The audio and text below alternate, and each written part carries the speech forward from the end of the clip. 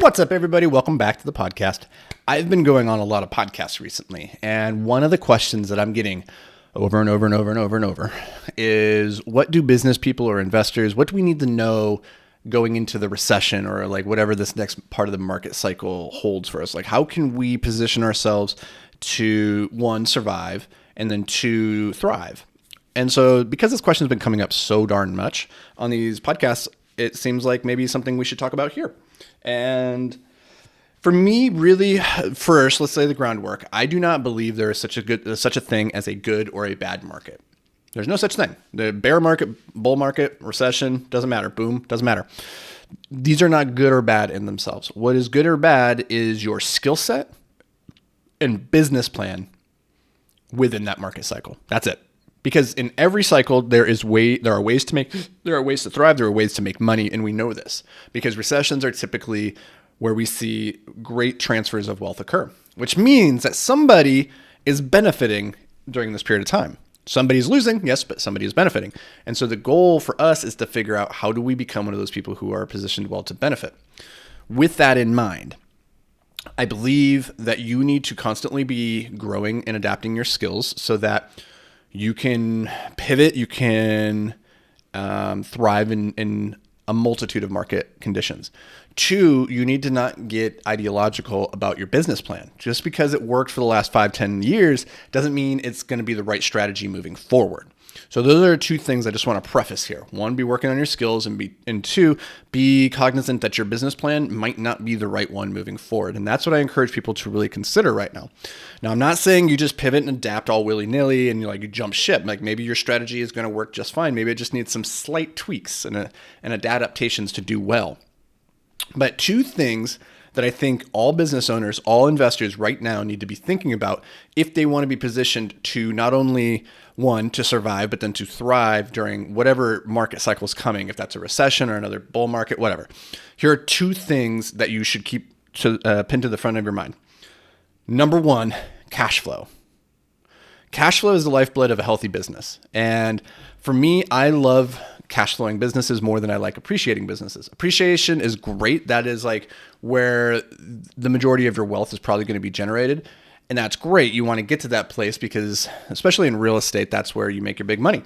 However, cash flow is what allows you to survive long enough to realize the benefits of appreciation. So if you have thin or non-existent cash flow, or just razor thin, then you're always on the edge of insolvency, and that's a problem. Because when we look back in 2007, 2008, the financial crisis and the real estate operators who got into the most trouble during that period, the reason they got into trouble and lost money is because they didn't have ample cash flow. And the second thing that I'm going to talk about right after this one, they didn't have enough to be able to weather that storm, right? Because they went upside down, so they couldn't service their debt anymore, and so the bank came and took back the thing. So we need to be really conscious of this. The way that you increase your cash flow during a rough market cycle, let's say, is there's two ways to increase cash flow. Number one, you increase revenue, or two, decrease expenses. I guess there's other ways too, in terms of like decreasing the time in which you receive your payments, right? So sometimes if you have vendors or customers that are paying on net 30 or 60 terms, if you can condense that into net 15, now you have more cash flow coming in. That's a different topic. That's more financial minutia than what I want to cover here today.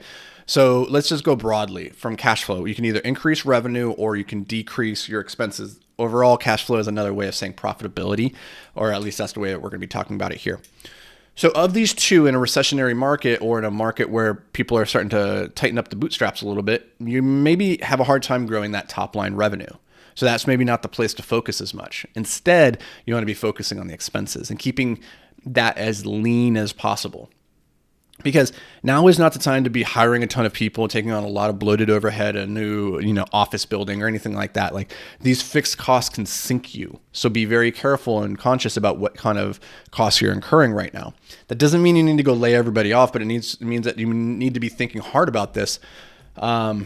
Because your number one expense is typically walking around on two legs. Now, the most impactful lesson I ever learned in business came very early on when a mentor told me that $1 saved is worth more than $1 earned. And the reason this was so important, and it seems really obvious once you break it down, but $1 earned, or a new dollar of revenue, let's say, is always earned on a margin, right? So if I earn $1, bring in a new customer and he buys this widget from me. Well, there's a cost of fulfilling that product. There's the cost of creating the product and all that stuff. So maybe let's say I have a 50% expense ratio or a 50% margin. So for every dollar of new revenue I bring in, only 50 cents of that is going to make it to my bottom line to profit. However, for every dollar that I can save, if I can go and cut a dollar of expenses, there is no margin on that. And so it goes straight to the bottom line. So all told, in that example where we're operating on a 50% margin, every dollar saved is worth twice as much as a dollar earned.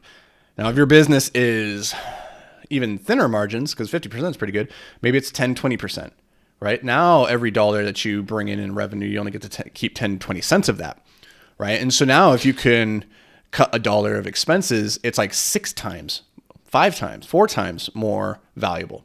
So that's a really important lesson to be taking into this next cycle, is focusing on your expenses and keeping them manageable. All right. Now, the second thing that we all need to be thinking about is, besides cash flow, is reserves. Reserves are super important, and nobody likes sitting on excessive reserves. But it's critical, one, when things go belly up and customers aren't, coming back as much as you think, you're not getting the sales quotas that you need. Or again, in the financial crisis, the bank came back to a lot of landlords and saying, hey, your building is worth less than it was before. And so now we need you to cover that debt, right? And now if you have reserves in the bank, you can do that. If you don't, then they take back the building, they take back your business. That can be a problem.